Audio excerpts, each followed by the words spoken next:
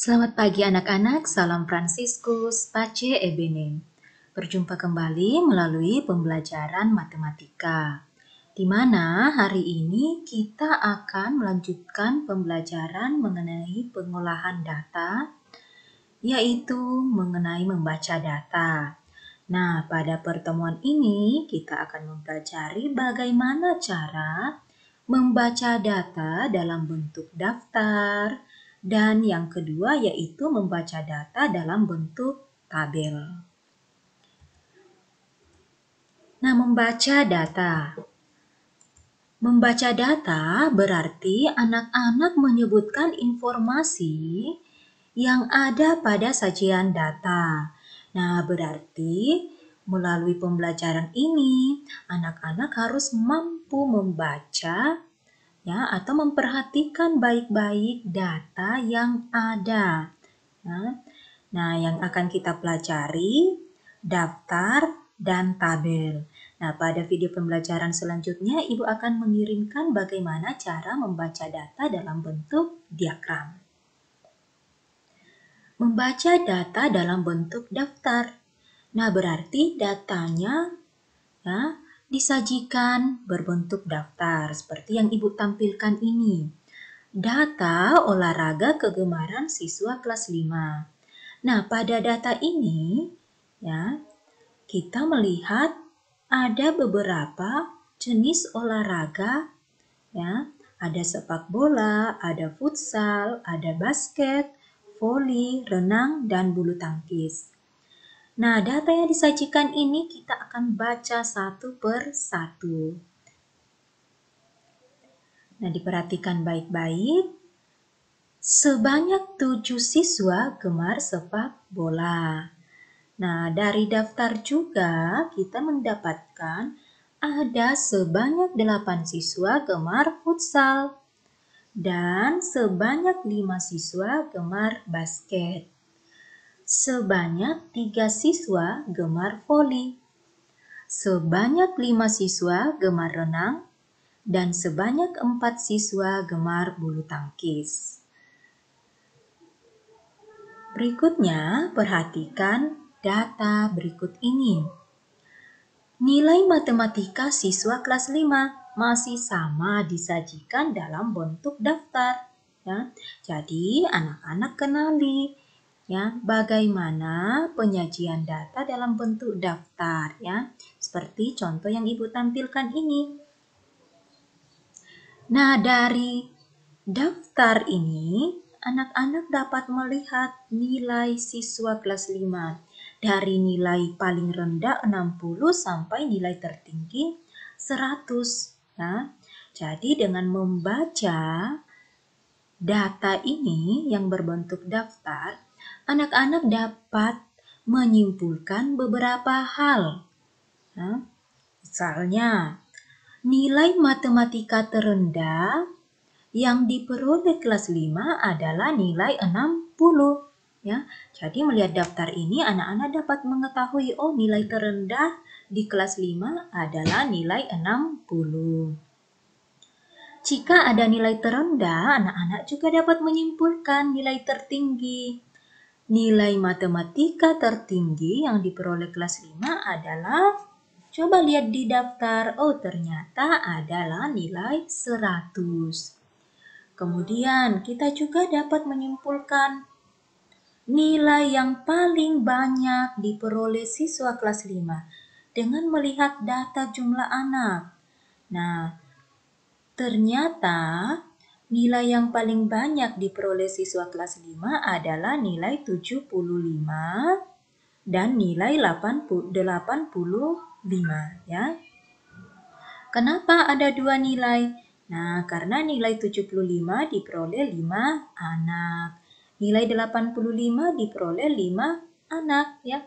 Jadi, disimpulkan nilai yang paling banyak diperoleh siswa kelas 5 adalah nilai 75 dan 85. Nah, atau yang anak-anak pelajari waktu kelas 4, anak-anak mengenalnya dengan nama modus ya, nilai yang paling sering muncul.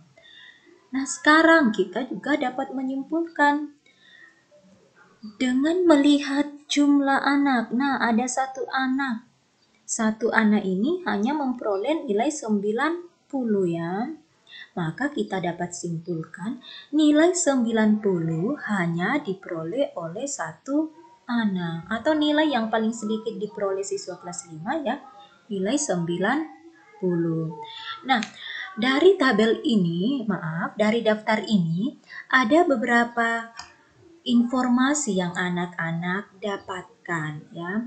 Jadi nanti saat masuk ke dalam contoh soal ya, anak-anak dapat melihat daftar ini untuk menjawab soal-soal ya, dengan ya memperhatikan data yang ada pada daftar dan menemukan informasi-informasi yang tersirat dari daftar tersebut. Nah, sekarang kita lihat data berikutnya. Kita akan mempelajari membaca data dalam bentuk tabel. Ya. Ibu tampilkan tabel kegemaran siswa kelas 5. Nah, di sini ada 5 kegemaran siswa kelas 5. Ada yang gemar melukis, ada yang gemar menari, bermain musik, bermain bola, dan gemar dalam membaca buku cerita. Nah, ibu rasa anak-anak ibu juga memiliki kegemaran ya, mungkin salah satunya ada dalam tabel ini. Nah, bagaimana cara membaca tabel ini? Caranya ya tidak jauh berbeda dari bentuk daftar ya, yaitu kita melihat keterangan yang ada pada tabel ini. Ada keterangan nomor. Nah, keterangan nomor ya menunjukkan berapa banyak jenis kegemaran yang ada pada tabel tersebut.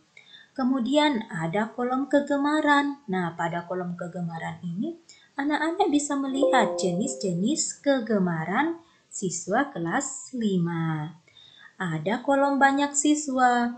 Nah, pada kolom banyak siswa ya, anak-anak dapat melihat berapa banyak siswa yang gemar melukis, gemar menari, bermain musik, bermain bola, dan membaca buku cerita. Selain itu, ya, dapat mengetahui berapa jumlah siswa kelas 5 dengan menjumlahkan banyak siswa yang ada di sini. 6 ditambah 5 ditambah 7 ditambah 8 ditambah 4. Jadi anak-anak dapat memperoleh data berapa banyak siswa kelas 5 ya. Jadi dalam tabel ini ya, selain data-data yang tertuliskan ya dalam tabel, juga ada data atau informasi yang anak-anak bisa dapatkan dengan memperhatikan baik-baik keterkaitan dari setiap data yang ada. Nah, kita perhatikan ya, sebanyak 6 siswa gemar dalam melukis ya. Jadi anak-anak sudah tahu, oh ternyata ada 6 siswa yang gemar dalam melukis. Sebanyak 5 siswa gemar menari. Sebanyak 7 siswa gemar bermain musik. Dan sebanyak 8 siswa gemar dalam bermain bola. Sebanyak 4 siswa gemar membaca buku cerita. Nah, selain itu anak-anak dapat melihat kegemaran yang paling banyak peminatnya di kelas 5 yaitu, ya kita lihat data di sini. Yang paling banyak digemari anak-anak kelas 5 yaitu bermain bola. Kenapa? Lihat banyak siswanya, ada 8 siswa. Ya, 8 siswa memilih bermain bola. Berarti yang paling disukai oleh kelas 5 adalah bermain bola. Nah, kita lihat membaca buku cerita, hanya 4 siswa yang gemar dalam membaca buku cerita. Ya. Jadi dari data ini kita dapat simpulkan ya, ternyata siswa kelas 5 ya tidak gemar dalam membaca buku cerita ya, karena hanya ada 4 siswa yang memilihnya. Nah, selain itu, anak-anak juga dapat menentukan selisih ya, kadangkala ditanyakan selisih. Selisih siswa yang menyukai melukis dan menari. Kalau namanya selisih berarti kita kurang. 6 kurang 5. Ada 1 siswa ya. Jika ditanyakan selisih.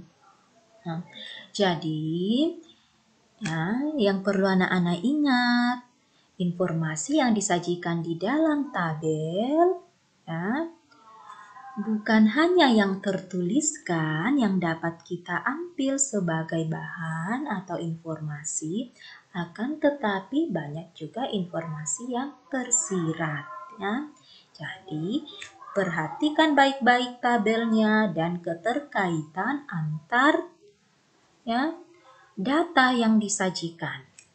Nah, demikian pembelajaran kita hari ini. Kita akan lanjutkan dalam bentuk soal-soal latihan lewat Classroom. Terima kasih, selamat pagi. Salam Fransiskus, Pace Ebene.